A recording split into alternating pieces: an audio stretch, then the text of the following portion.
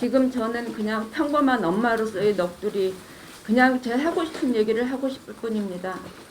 저는 이 순간 이 자리, 이 시간에도 이 비참한 현실을 받아들일 수가 없어 저희 아들 영정사진 대신 살아생전 웃고 있는 사진을 가슴에 품고 왔습니다. 이 세상 어느 부모가 내 자식 태어난 곳, 태어난 시간, 날짜, 태어난 순간을 모르는 부모가 어디에 있을까요? 보십시오. 이것이 저희 아들의 사망진단서라고 하네요. 사망일시도 추정, 이태원 거리 노상, 사인은 미상. 이게 말이 되는 상황입니까? 어떻게 부모가 내 자식이 죽었는데 사인도 시간도 제대로 된 장소도 알지 못하고 내 자식을 어떻게 떠나보내려 하십니까? 어떤 순간에 죽음에 이르렀는지, 아니면 누군가 도와주어 심폐소생술이라도 받았는지, 병원 이송 도중 사망했는지, 이 정도는 알아야 되지 않겠습니까? 그 참사 현장을 보며 무슨 꿍꿍이, 무슨 생각으로 우리 아이들 시신을 경기도 외곽으로 뿔뿔이 훑어놓으셨나요? 이태원 근처 큰 의료시설에 최소 20-30명이라도 모여 있었다면 이런 의구심은 하지 않겠습니다.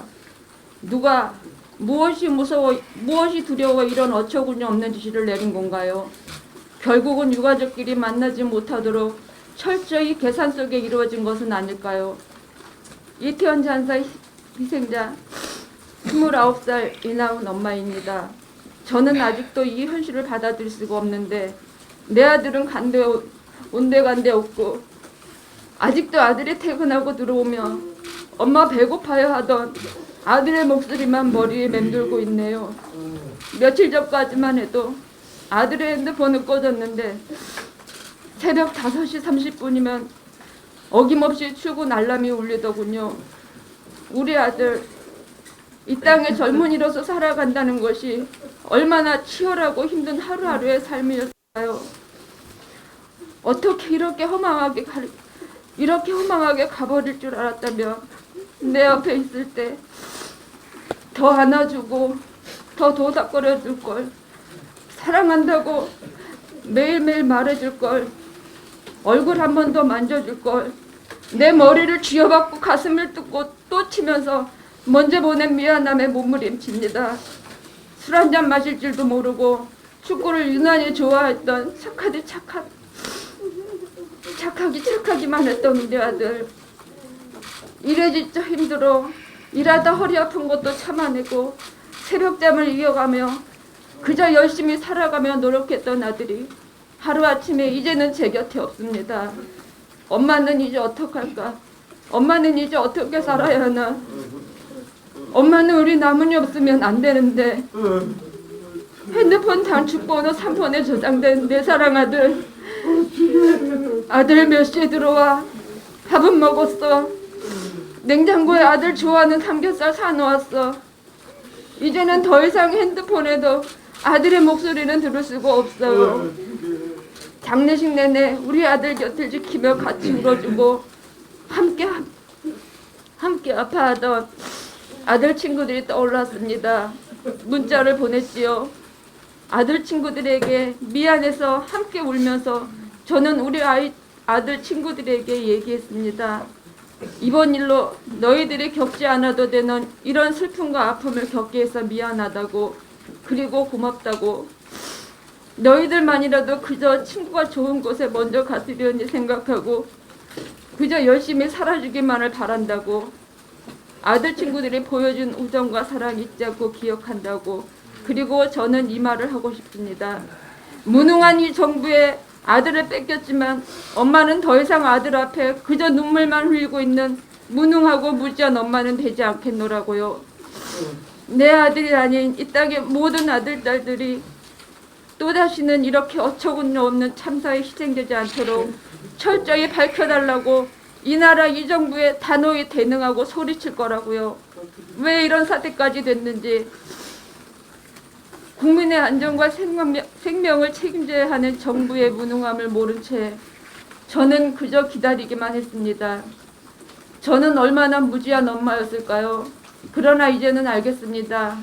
내 아들의 죽은 이유가 그 원인이 무엇인지 엄마는 우리 가족은 알아야겠습니다.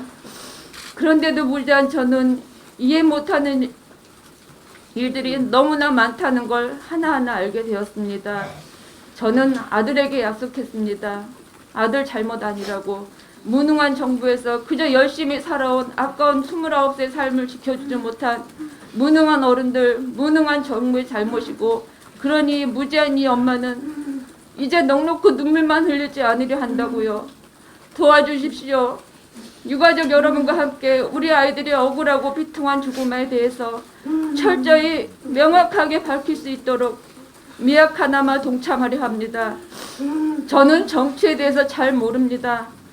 제가 원하는 것은 그날의 진실과 투명한 조사, 그리고 책임 있는 자들의 책임과 사퇴, 더 나아가서는 대통령의 공식적인 사과를 비롯해 더 이상 우리 아들, 딸들의 영정사진도 위패도 없는 불쌍한 영혼으로 만들지 말아주십사는 것입니다. 이 나라 국민이라면 누구나 동등하고 평등하게 존중받아야 됩니다. 누구누구 정치인, 누구누구의 유명인 죽음 앞에 방송은 영정사진과 애통함을 표하면서 왜 우리 아들은 안 되는 겁니까? 우리 아이들도 이 나라 국민이고 누구 하나 소중하지 않는 이는 없습니다. 저는 아들 떠난 후 지금도 방에 불을 끄지 못합니다. 우리 아들이 이 시간이라도 방문 열고 들어올 것 같아 차마 방 전등을 끌 수 없이 밤을 지새웁니다. 한여름 전기세 아낀다고 절약해야 된다고 에어컨을 자주 끄니 우리 아들이 하는 말, 우리 집은 에어컨이 전시용이라며 웃던 모습이 눈에 선합니다. 부모님이 돌아가시면 땅에 묻고 배우자가 죽으면 머리에 묻고 자식이 묻으면 가슴에 묻는다고 하더군요. 저는 언제쯤 우리 아들에게 편히 좋은 곳에서 엄마 만날 때까지 엄마 기다리고 있으라고 말해줄 수 있을까요? 언제 우리 아들을 편히 보내줄 수 있을까요? 이 나라 정치하시는 분들께 간곡히 부탁드립니다.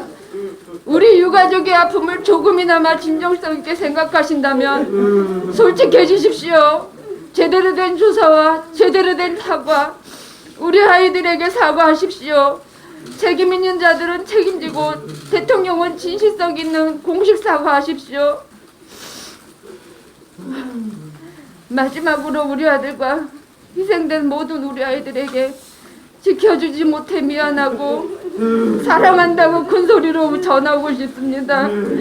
사랑한다 아이들아. 사랑한다 우리 아들 너무나.